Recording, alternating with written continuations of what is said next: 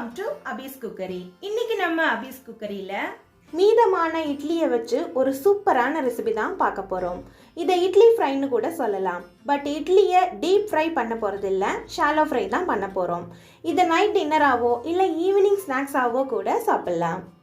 முதல்ல வெங்காயம் தக்காளியை வச்சு ஒரு பேஸ்ட் ஒன்று ரெடி பண்ணிடலாம். அதுக்கு 8 மீடியம் சைஸ் தக்காளியை கட் பண்ணி எடுத்து வச்சுருக்கேன். அடுத்து கடாயில் 1 டேபிள் ஸ்பூன் எண்ணெய், 4 பெரிய வெங்காயம் கட் பண்ணி சேர்த்துக்கிறேன்.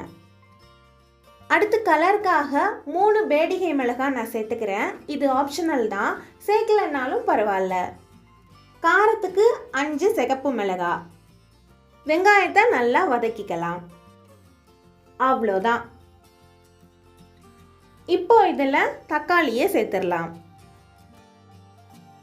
நல்லா கலந்து விட்டுட்டு மூடி விட்டுடலாம். தக்காளி நல்லா வதங்கட்டும்.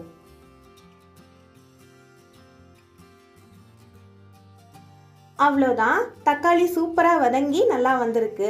இது ஆறுனதுக்கு அப்புறம் மிக்ஸி ஜாரில் சேர்த்துடலாம். கூடவே 1/2 டீஸ்பூன் மஞ்சள் பொடி, தேவையான அளவு உப்பு, ஒரு சின்ன நெல்லிக்காய் அளவு புளி. இந்த மாதிரி செமி டைல்யூட்டாக அரைச்சி எடுத்துடலாம். ரொம்ப நீர்க்கவும் இருக்கக்கூடாது, கெட்டியாகவும் இருக்கக்கூடாது. அடுத்து சீசனிங் பண்ணுறதுக்கு கடாயில் 4 டீஸ்பூன் எண்ணெய், 1/2 டீஸ்பூன் கடுகு, 1 கொத்து கறிவேப்பிலை,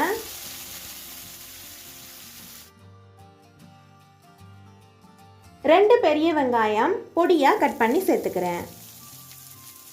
வெங்காயத்தை நல்லாவே வதக்கி எடுத்துக்கலாம். இந்த அளவுக்கு வதங்கி இருக்கணும், அப்போ தான் நல்லாயிருக்கும். அவ்வளோதான்.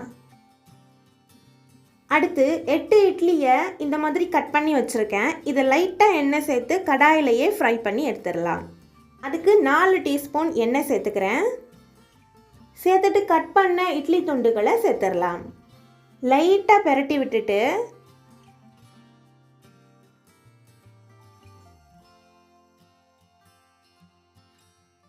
மேலாக 1 டீஸ்பூன் எண்ணெய் ஊற்றிட்டு 2 to 3 மினிட்ஸ் அப்படியே விட்டுடலாம். அப்புறம் மறுபடியும் லைட்டாக பெரட்டி விட்டுட்டு ஃப்ரை ஆக விட்டுடலாம். ரொம்ப வேகமாக பெரட்டாதீங்க, இட்லி தூள் தூள் ஆகிடும். இந்த மாதிரி லைட்டாக பெரட்டி விட்டு ஃப்ரை பண்ணி எடுத்துக்கோங்க. ஒரு இட்லி பீஸ் மேலே இன்னொரு இட்லி பீஸ் இல்லாமல் தனித்தனியாக இருக்கிற மாதிரி பார்த்துக்கோங்க. அப்போ தான் எல்லா இட்லியும் ஃப்ரை ஆகும். ஃப்ரை பண்ணுறதுக்கு அகலமான பேன் கூட எடுத்துக்கலாம். பட் கடாயினா ஈஸியாக பெரட்டி விட்டுடலாம். அவ்வளோதான். இந்த அளவுக்கு நிறம் மாறினதுக்கு அப்புறம் வெளியே எடுத்துடலாம். கொஞ்சமாக எண்ணெய் சேர்த்து ஃப்ரை பண்ணும்போது எல்லா பக்கமும் கலர் மாறாது, அங்கங்கே வெள்ளையாக தான் இருக்கும். பட் கிறிஸ்பியாக இருக்கும். உங்களுக்கு ஷாலோ ஃப்ரை பண்ண வேணாம்னா டீப் ஃப்ரை பண்ணிக்கோங்க. பட் அதுக்கு எண்ணெய் ஜாஸ்தி சேர்த்து தான் பொரிச்செடுக்கணும். எண்ணெய் ஜாஸ்தி சேர்க்க வேணாம்னு நினச்சிங்கன்னா இந்த மாதிரி பண்ணி சாப்பிட்டுக்கலாம். வதக்கின வெங்காயத்தை மேலாக லைட்டாக தூவி விட்டுடலாம். ஃபைனலாக அரைச்ச பேஸ்ட்டை மேலே சேர்த்துடலாம். அவ்வளோதான், இட்லி ஃப்ரை சூப்பராக ரெடி ஆகிடுச்சு. இதில் இஞ்சி பூண்டு மசாலா பொடியெலாம் எதுவுமே சேர்க்கல. ஸோ சின்ன குழந்தைங்கள்லேருந்து பெரியவங்க வரைக்கும் எல்லாருமே ரொம்ப விரும்பி சாப்பிடுவாங்க. ஆயில் ஜாஸ்தி சேர்க்கக்கூடாது, பட் இட்லி ஃப்ரை சாப்பிட்ணுன்னு ஆசைப்படுறவங்க இந்த மாதிரி செஞ்சு சாப்பிட்லாம். கண்டிப்பாக இந்த ரெசிபியை நீங்களும் உங்கள் வீட்டில் செஞ்சு சாப்பிட்டு பாருங்கள். இந்த வீடியோ உங்களுக்கு பிடிச்சிருந்தா லைக் பண்ணுங்கள், ஷேர் பண்ணுங்கள், கமெண்ட் பண்ணுங்கள். மறக்காமல் அபீஸ் குக்கரிக்கு சப்ஸ்கிரைப் பண்ணி சப்போர்ட் பண்ணுங்கள்.